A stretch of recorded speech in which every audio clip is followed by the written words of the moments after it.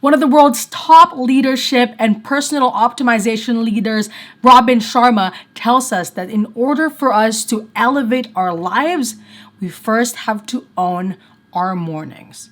So in this video, I'm gonna show you the routine that I've been embracing for the past 5 weeks now, and this has really helped me be consistently productive and be the most consistent productive version of myself, and most importantly, not burning out while doing so. This routine that I've adopted isn't something that I've invented myself. I'm not that of a productivity consultant, okay? This is based off of Robin Sharma's rule actually, and it is called the 20-20-20 rule. And this information is in Robin Sharma's book, The 5 a.m. Club. I really highly recommend for you to get that book, because that is the main reason why I have actually woken up at 5 a.m. most days. Not every day, but most days. That's good enough. And to me, it doesn't really matter where I work. So long as I follow through this routine, I know that I will be productive. May I be at home or in school doing work. So I just trust that following through this routine is gonna set me up for my entire day. But for the sake of social distancing, thus many of us working from home, I'm gonna share with you the tips that would help you be constantly productive for the entire day. I know the morning can set you up, but if you fall somewhere in the afternoon, then that's just gonna mess the whole system up. You won't be productive and you just gonna be sitting down watching Netflix, and then you realize it's already 9 p.m. time to sleep or start working. But again, just like Robin Sharma said, the foundation of a highly productive day begins at the moment you rise.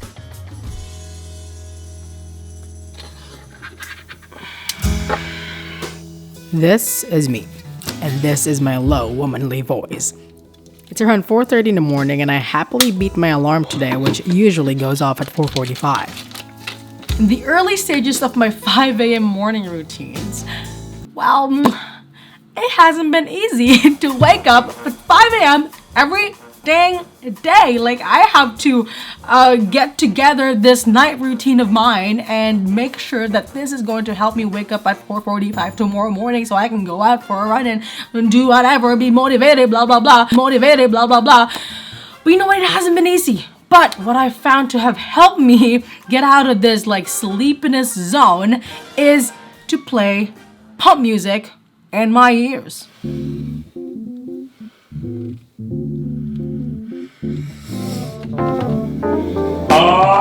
Over time, I just got used to wearing my gym clothes first thing. Hashtag consistency is key, indeed. Indeed is not part of the hashtag.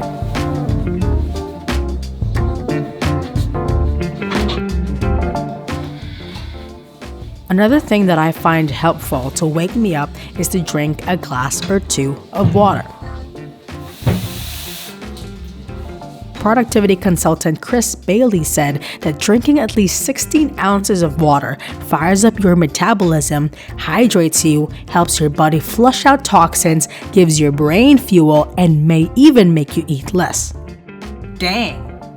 If 16 ounces were a price and you're getting this much value out of the 16 ounces, man, that is honestly a bargain. Well, that rhymed. I know, right? Moving on. It's pretty cold outside, so I really gotta wear layers upon layers and this vibrant gloves. The color doesn't have anything to do with the cold, it's just extra, and I like extra. Alright, time to run for 20 minutes.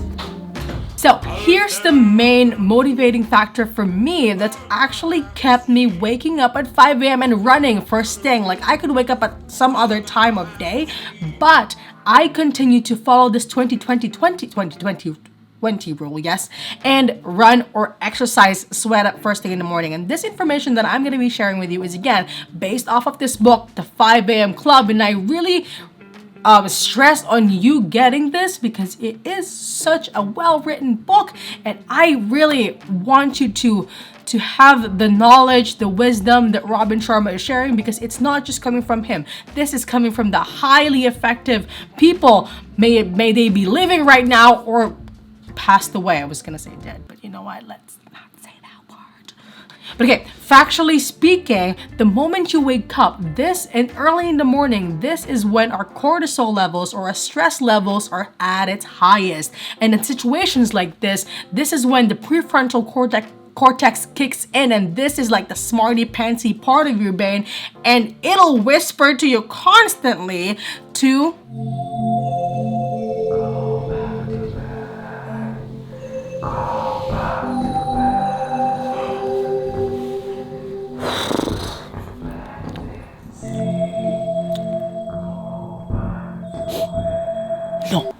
No, you go back to bed.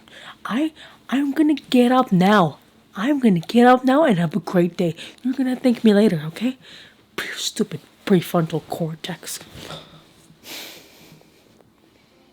And just like that, you already have a great start to your day. But that's not the only reason. There are 2 more reasons on how I motivate myself to wake up early and run first thing in the morning. Number 1 is knowing that running is a form of moving meditation. Therefore, as I was doing it, I can really generate a plethora of creative ideas. I'm not even kidding. Try it now. Don't be way too distracted. Just run and let your mind wander off. Again, it's moving meditation. It's wandering off. I've shared this idea or concept itself in my other video called the 4 legit ways to get over a mental block, and I shared 3 more important things on how highly effective people or highly creative people constantly create. So watch that video. I'm gonna link it down, or it's just gonna appear somewhere here. Second reason is knowing that exercising increases blood flow in the body and in the brain. And to me, this is really important because it helps wake me up, and it also helps me think and focus better for what else I have to do for the rest of the day. And really, I can tell the difference. If I don't exercise, like let's say tomorrow, I will know the difference between my productivity today and tomorrow, because tomorrow I would not be as effective as I will be today. I just know it because I've experienced it, or I've been doing it for the past 19 years of my life. But don't get me wrong, once a week I allow myself to not sweat as much first thing in the morning, but instead I'll do stretches. I'll do much more meditation that I will exercising or doing intense workouts. Okay, here I am again. Just got home, a little sweaty, but you know what? Let's get this on. Now, the second part of this 20-20-20 rule, that middle area there, that is to reflect. And for reflection, I usually do 2 things, and that is to meditate and to journal.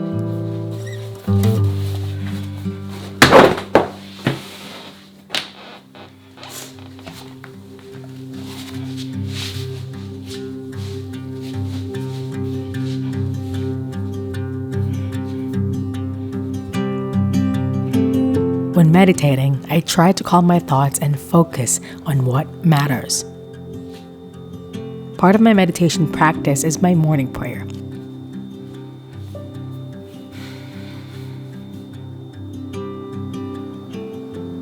The other is my gratitude practice. In doing both, I acknowledge my blessings, the lovely people I'm surrounded with, and I acknowledge myself for the small and big things I've done that made me better every day.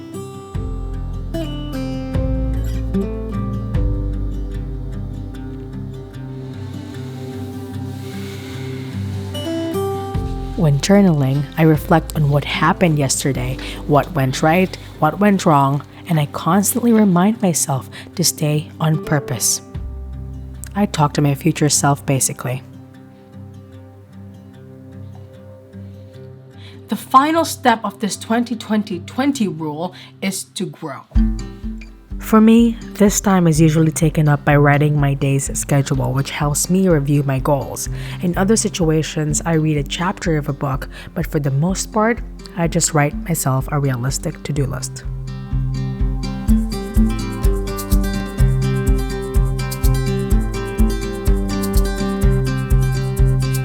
I have quite a number of videos on how to write a realistic to-do list, and I have a few videos because I really want to stress on how important they are. So I have 2 here on YouTube, which I'll link in the description box below.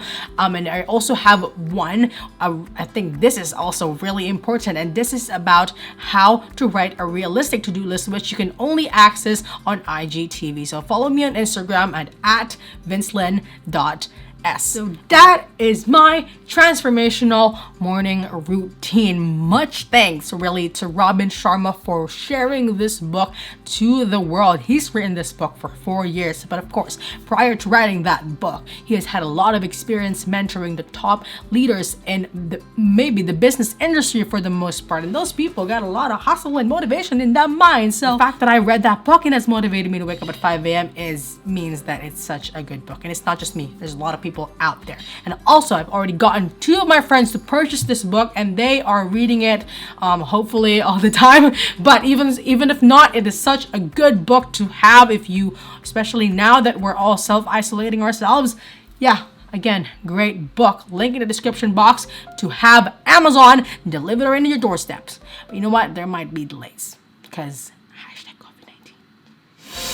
now, this productivity, of course, doesn't just end with just doing my morning routine, friends. No, there has to be a system for the entire day so you can keep the productive momentum before you go to sleep at night. So now, follow these 3 steps, and these are things that I actually do. They're not so hard to incorporate in your life, okay? So just follow through what these 3 steps are. Number 1, take longer showers. Now, I know it's wasteful to water, but I can really attest that I do it for a greater good. Why? Because taking a shower in there, when I take longer showers, it's also, again, moving meditation. You just focus on nothing, because you taking a shower is basically taking your mind off of what you're doing. So that place is where I generate my greatest ideas, and all my ideas are focused into self-development and productivity. So I hope that the return of investment that nature is gonna get from me is helpful to you, the community. Does that make sense? I think so. Tip number 2, even if you're at home, wear casual clothes. It doesn't have to be too fancy. Like, this is what I wore right after I got out of the shower. But don't wear house clothes, because honestly, I just find that whatever it is that you wear may reflect to the quality of your work or the quality of your work ethic. You know, because we're working at home, it's natural for us to feel lazy and just sit on the couch. And when you're in house clothes, it's much more tempting to stay on that couch for as long as possible, and you just lost track of time, because you know this TV series is like, it just makes you want to watch the next episode. But if you are wearing something that is not like uncomfortable, but it's something that is tight, and you know, it doesn't feel usual that you're wearing this at home, it gives you a sense of accountability. At least for me, it gives me a sense of accountability. It reminds me that, hey, okay, so I am actually supposed to do work today, so I'm just gonna try to resist your temptation, okay? Just come back to me later, but right now, I really have to do some work. And lastly, also, most importantly, is to take breaks, maybe multiple breaks throughout the day. It's like when I really have to stress how important this is, okay? Maybe you can work for 1 straight hour, very focused work, and then rest for 10 minutes. Or if you want even a shorter focused time frame, then 30 minutes and then rest for 5 minutes. Just do not go over the break time frame that you've allotted yourself, because you know what? Been there, done that, and I have just procrastinated the rest of the day. Oh my God. That's why you have to wear casual clothes. Okay, serious now. Vince. Okay, so I really have truly treasured the importance of breaks right when I learned this from Robin Sharma, that it is when we take breaks that we grow. It is not when we perform. So understand this analogy. When someone is lifting, when you are lifting weights, all right, if you continuously lift weights on that same area, maybe your biceps, if you do that every single day, then there is a possibility, a really great possibility, that your muscles are gonna tear. And instead of growing it, you're just gonna painfully abuse your muscles. So it is when you're resting that you let your muscles grow. And it's the same thing for you when you just constantly work and work and work, like let's say 4 straight hours, you will feel eventually that you have done so much. But if you divide those hours and take breaks in between, then it will feel like you're always renewed on the next hour of focused work. So my friends, do this with me because I personally struggle with this. I tend to overwork myself. I'm just used to that kind of hustle, you know, but now it's becoming better. I'm taking breaks throughout my day, but I need a community to do this with me so I can actually make this a total habit of mine. So help me, let's do this and take multiple breaks throughout our day to increase our productivity some more. Alrighty, spaghetti. Who won spaghetti? No, Barbara, you're not here. Me! Alright, I hope those tips have helped you in any way, even if it's just a minuscule way of me providing value to you from watching my videos. I am just super happy, and that honestly in itself has paid off all the efforts that I put in my videos and in everything that I do that enhances people's lives. So this is gonna help me so much better if you share it down in the comments what that favorite tip of yours is. Believe it or not, once they see what that tip is and the repetition will actually help people to adopt that tip. And what, you know, this is a win-win game for all of us, okay? Because these tips that I'm sharing with you are tips that I've shared by the professionals themselves, by the elderly, not the elderly, but the older adults, and we are just adapting this on our own lives right now. So we know we are ahead of this adulthood game, if it's even a game. Anyway, thank you for watching the video and do not lose the momentum. Alrighty, spaghetti. Until then, have a really productive quarantine time and keep the vibe high. Goodbye.